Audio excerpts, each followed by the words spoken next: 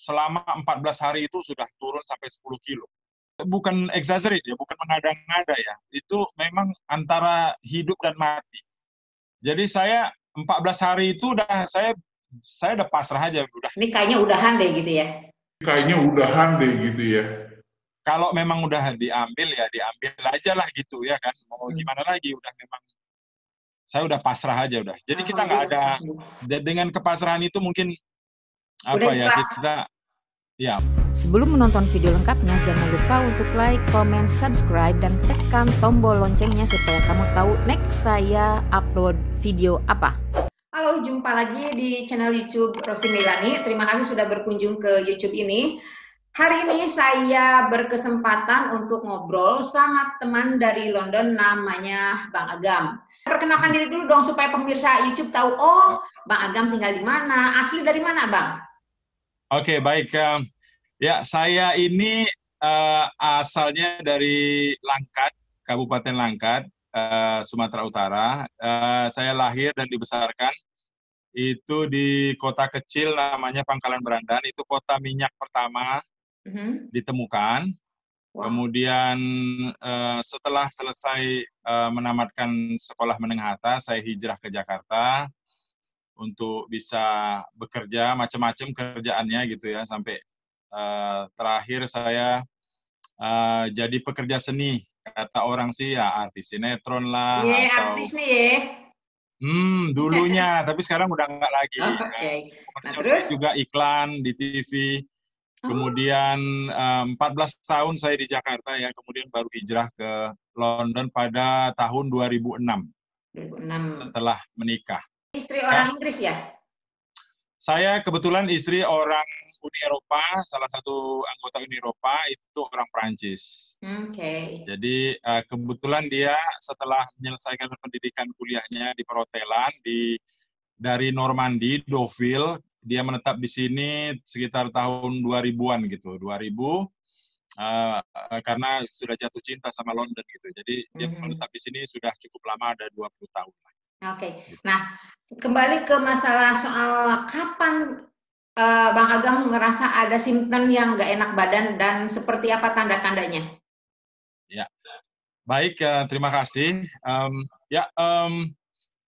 Saya bekerja seperti biasa. Saya bekerja di salah satu stasiun tersibuk di London ya. Jadi saya ini termasuk key worker atau essential worker yang harus tetap bekerja, tidak bisa dirumahkan, karena mereka membutuhkan tenaga saya. Itu pada tanggal 30 Maret tahun ini ya, 30 Maret itu pagi-pagi saya bangun tidur, saya merasakan seperti pertama-tama itu seperti kita kena masuk angin gitu. Jadi badan kita itu sakit semua. Tidak cuma badan tapi rasanya tulang itu pun sakit juga. Body aching kalau kita bilang ya. Sampai kepala saya pun rasanya berat, pusing gitu. Itu selama 3 hari berturut-turut. Kemudian setelahnya itu udah mulai makin parah sepertinya. Jadi, dari simptom yang pertama udah ngerasa belum? Nih ini pasti ada COVID atau ini flu biasa atau gimana? Awal ngerasa sakit itu apa yang pendapatnya atau gimana? sebenarnya saya belum kepikiran itu kena COVID atau bagaimana ya. Sebab saya pikir mungkin karena kecapean aja, oh capek ini gitu. Seperti biasa gitu, oh mungkin mau sakit flu biasa gitu. Tapi kemudian ada simptom, ada gejala yang paling common gitu, yang paling biasa terhadap COVID ini adalah penciuman. Saya udah nggak bisa nyium lagi. Gitu. Saya sudah hilang indera penciuman, kemudian ada rasa batuk-batuk gatal gitu ya di tenggorokan. Itu mulai mulai hari kedua, ketiga sudah mulai terasa gatal itu. Ya, gatal, kepala berat. Nah, ini yang membuat saya tidak bangun dari tempat tidur, maaf, untuk waktu yang lama itu karena kepala itu rasanya berat sekali, pusing sekali gitu. Jadi batuk, kalau kita batuk itu keluar dahak itu seperti kita makan coklat. Jadi dahak itu rasanya bukan kuning seperti biasa, tapi kecoklat-coklatan. Kemudian hidung ini jangan salah, kalau flu biasa itu mengalir ya. Tapi ini tidak mengalir, dia lama-lama kering, ada macam nose flake gitu, ada bekas kayak tai hidung tapi yang keras, nempel gitu. Jadi kita keluarkan secara reguler gitu tiap pagi gitu. Nah, dahak itu terus tetap batuk. Belum ada panas badan sampai seminggu kemudian, seminggu setelah tanggal 30, mungkin sekitar tanggal 7, itu badan saya mulai naik gitu, konstan itu 39-40. Paling rendah 39. Itu Kemudian di siang hari atau di 39,5. malam hari? Bagaimana? Kalau demam biasa kan biasanya malam tuh panas, nanti pagi normal, nanti panas lagi. Kalau ini konstan terus aja panas gitu. Itu konstan, dia nggak peduli malam, nggak peduli nggak peduli pagi, nggak peduli siang. Jadi untuk mengatasinya tuh saya minum paracetamol, bukan ibuprofen ya. Kata orang ibuprofen itu malah menambah buruk gejala ini. Saya chatting sama teman, itu gejalanya serupa gitu. Yang saya rasakan, yang saya cium indera penciuman saya itu kadang-kadang ada seperti kita bilang bau tieng gitu. Bau tieng itu bau seperti bau karat, air sawah gitu, bau air sawah atau sumur yang baru digali. Itu seperti itu rasanya. Jadi saya komunikasi dengan teman saya yang positif kena karena dia tes karena ibunya perawat, dia dapat privilege atau fasilitas bahwa saya ada tes dan saya positif katanya, dibilang gitu kan. Terus? Jadi kebetulan kolega saya di tempat kerja dia kena juga, tapi dia mild ya, medium. Sementara saya parah betul ini, sampai saya untuk berdiri 1 menit saja rasanya susah betul. Nah, untuk mengatasi panas tadi, itu paracetamol paling tidak 1000 mg sekali makan setiap 8 jam. Kalau 500 mg aja itu nggak ada pengaruhnya sama sekali. Tetap badan panas. Jadi constantly saya dicek panas badan saya tetap segitu, dan kalau habis makan paracetamol baru dia bisa turun. Gitu Mbak Rosi. Nah, di keluarga istri udah curiga atau bilang ini kayaknya saya kena deh. Istri tahu atau gimana? Istri curiga ini kayak demam biasa gitu. Jadi mereka nggak merasa bahwa istri merasa ini cuma sakit biasa, capek gitu. Tapi saya minta istri jauh-jauh dari saya, isolasi gitu. Iya. Saya udah isolasi mandiri, nggak mau deket-deket sama mereka. Jadi kalau minta minum, saya ambil dari pintu aja. Oh, jadi gitu. begitu saya minta minum multivitamin ya. Jadi, selama sakit itu, waktu panas badan saya itu, saya udah nggak selera makan. Jadi nggak ada, saya pikir sebutir nasi pun udah nggak ada mau masuk makan. Makanya saya selama 14 hari itu sudah turun sampai 10 kilo. Ya ampun. Nah itu Bang, pas terindikasi gitu udah, saya mau isolasi mandiri. Di kamar, apa-apa aktivitas di kamar udah sendiri? Di kamar, saya ke kamar mandi, nggak ada orang tuh di kamar mandi. Saya sendiri di kamar mandi. Kalau saya ada berdahak itu saya bersihkan terus. Kalau bersin saya tutup dengan tisu, saya buang sendiri gitu. Saya nggak mau takut nularin sama yang lain gitu. Jadi semuanya saya di kamar sendiri. Di kamar sendiri, dan anak-anak dan istri masih satu rumah, tapi mereka sudah menjaga jarak aja gitu ya? Jaga jarak, udah nggak ada peluk lagi, nggak ada cium lagi. Jadi mereka cukup awkward gitu ya, cukup aneh gitu, kok ayah nggak mau peluk gitu. Tapi mereka paham bahwa ayah lagi sakit gitu. Anak-anak umur berapa, Bang? Bisa aja. Bagaimana? Anak-anak umur berapa? Anak-anak umur, yang pertama umur 22 laki-laki, yang pertama umur 8 tahun, yang kedua umur 5 tahun. Ya. Udah paham lah ya? Udah ngerti bahwa ini ayah nih sedang sakit COVID, mungkin. Oke. Nah, terus selama di isolasi mandiri itu di dalam kamar, terus kalau makan dianterin sama istri atau sama anak, walaupun gak ada nafsu makan gitu? Gak ada nafsu makan. Jadi bagaimana ya, saya baru ingat pertama kali saya makan, untuk menaikkan selera itu saya pesan take away gitu, Indian take away gitu. Itu pun makannya cuma sedikit. Ya, jadi saya minta multivitamin aja, multivitamin sama multivitamin kan cuma ditaruh di air gitu, terus dia dissolve ya. Kemudian sama obat-obatan di sini, paracetamol saya minta air saja gitu. Jadi air sama obat paracetamol, kemudian multivitamin tetap gitu. Oke, nah terus tindakan medis atau telepon tenaga medis Ada saran atau bagaimana? Nah, ini kita karena mengalami sakit seperti ini, kita wajib menghubungi 111 ya.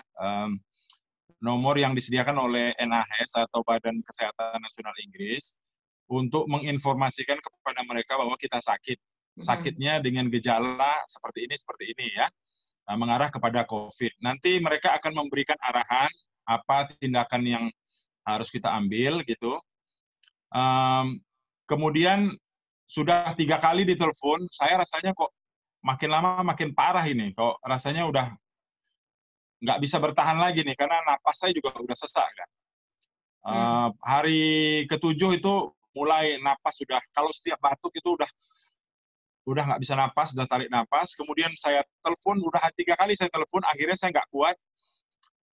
Saya telepon ke GP saya bilang, kita nggak ada tes katanya, jadi saya nggak bisa determin atau pastikan apakah Bapak Agam ini sakitnya flu biasa atau bakteri katanya. Dibilang malah bakteri katanya, bukan virus. Jadi saya sempat ditanyain panjang lebar sekitar 15 menit ya oleh GP lokal, dokter lokal.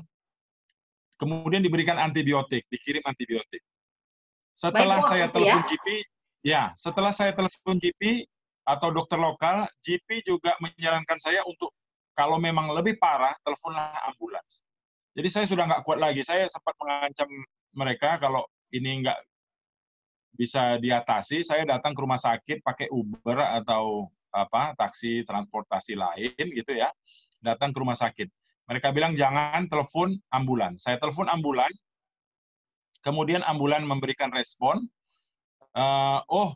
Ini kayaknya kurang ini katanya menurut mereka. Ini kurang prioritas katanya. Tapi saya bilang, lihat ini saya sudah segini parah. Jadi saya berikan indikasi-indikasi apa yang saya alami, demam tinggi, kemudian indera penciuman saya ini, kepala itu berat sekali. Itu kepala yang bikin saya tidak bangun, boro-boro buka mata, nonton aja pun nggak bisa. Nah, si orang ambulans kan bilang ini bukan prioritas pasien yang mau ditangani lebih lanjut. Maksudnya dia gitu. Ini bukan pasien prioritas. Bukan pasien prioritas, karena ada pertanyaan-pertanyaan seperti ini ya. Apakah Anda mengalami gejala stroke? Ya. Apakah Anda tidak bisa melakukan aktivitas sehari-hari? Saya bilang saya tidak bisa. Jangankan saya berdiri aja 1 menit aja rasanya udah lemas badan, nggak bisa. Jadi untuk buang air saja, saya rasanya kok, aduh kalau bisa jangan buang air deh. Karena untuk berdiri atau jongkok itu rasanya udah nggak mungkin gitu.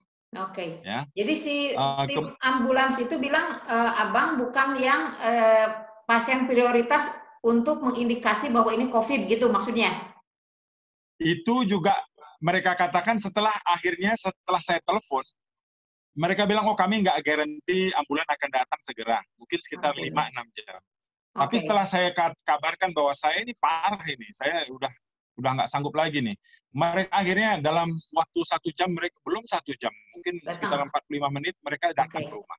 Mereka datang ke rumah, mereka bawa semua alat ya. Ada untuk mendeteksi jantung, mendeteksi semualah ya. Mereka bawa juga untuk bantu alat pernapasan ke rumah. Kemudian mereka melakukan asesmen.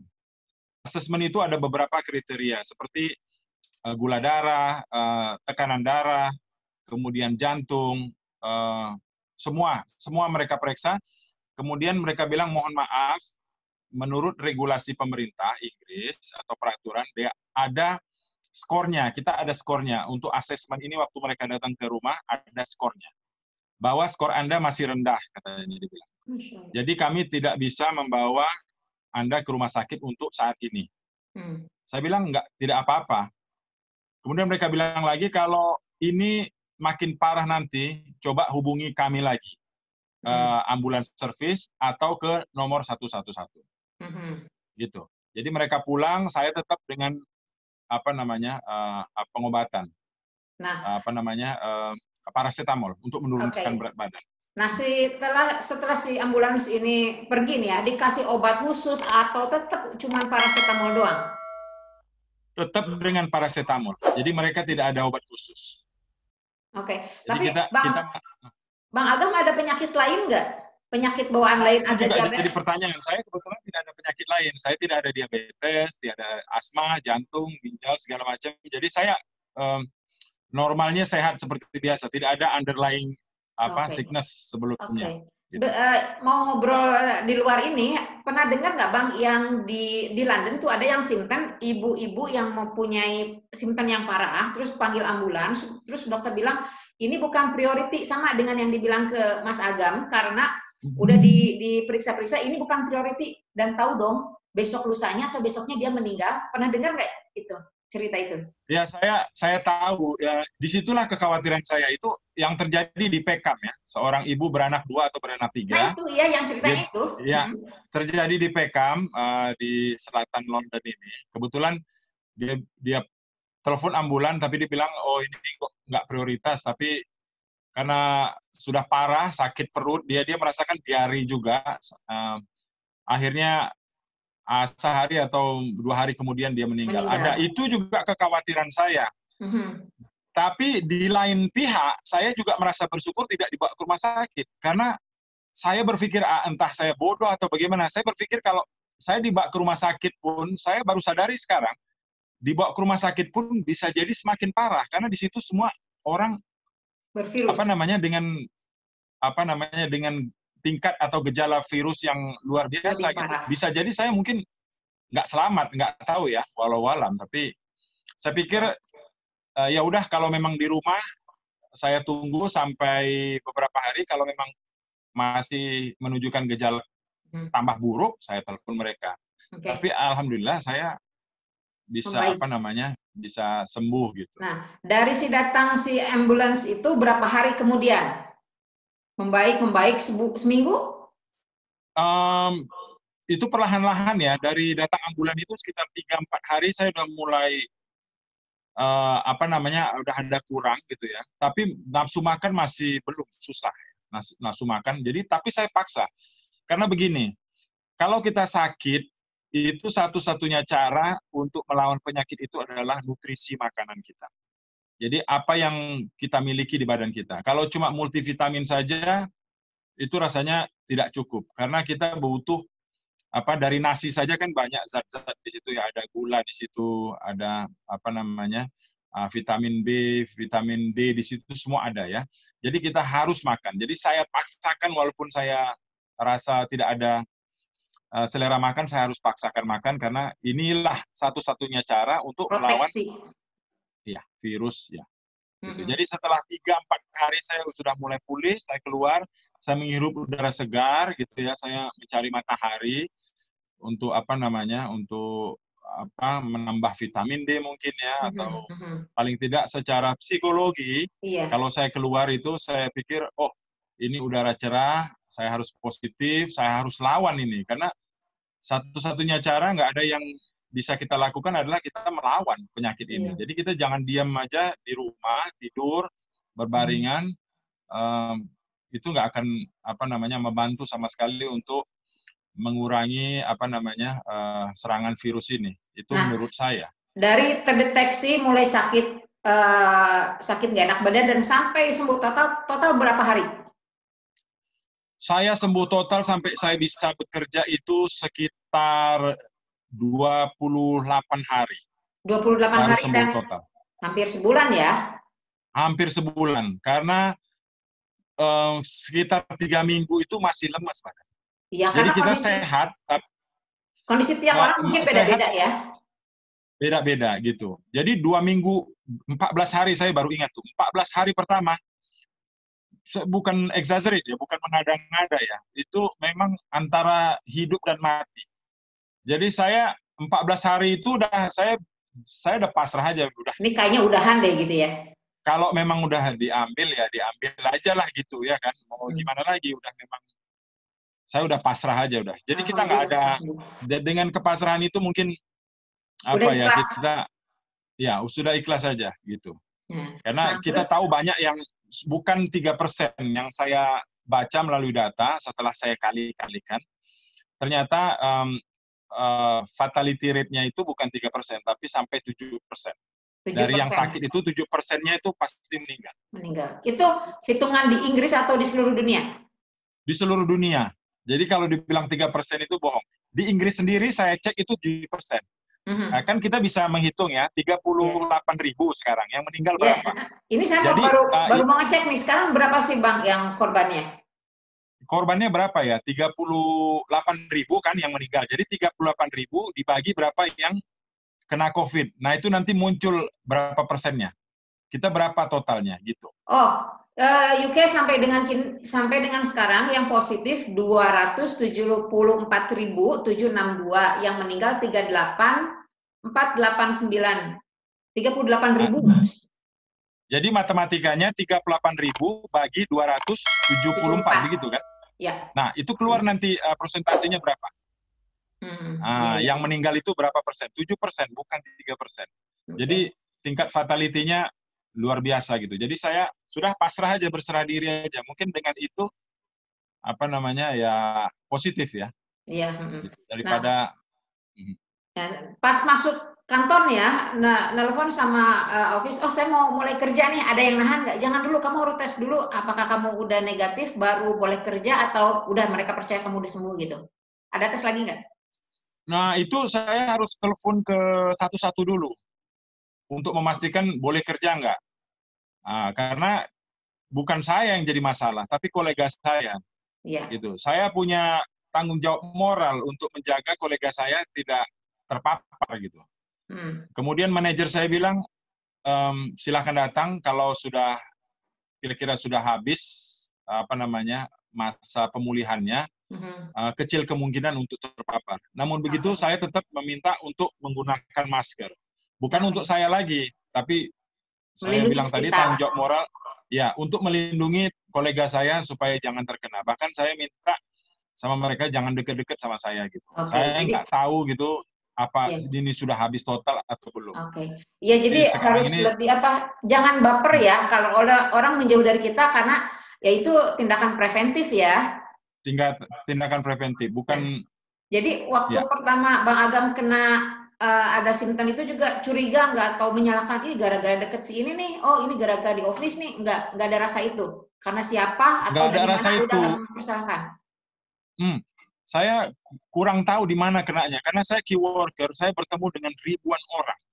Jadi orang melewati saya ini nggak tahu, bisa jadi melalui udara, bisa jadi melalui percakapan, ada droplet, ada percikan ludah, atau mungkin seseorang yang mempunyai gejala kemudian membuka pintu, saya pegang gandeng handle pintunya atau macam-macam. Jadi saya nggak tahu di mana, tapi saya merasa bahwa ini resiko saya sebagai key worker, pekerja esensial yang sewaktu-waktu bisa saja kena gitu. Jadi saya nggak punya pilihan gitu. Nah sekarang Abang kalau kerja pakai masker, pakai gloves nggak? Nah, sebelumnya kita belum ada instruksi untuk pakai masker. Ada berita beberapa waktu yang lalu, pekerja stasiun di Victoria itu meninggal akibat kena ludah katanya. Diduga kena ludah. Oh iya, kena secara sengaja meludah itu atau bagaimana itu? Jadi investigasi terakhir bahwa yang bersangkutan tersangkanya itu katanya tidak meludah dengan bukti-bukti CCTV dan sebagainya.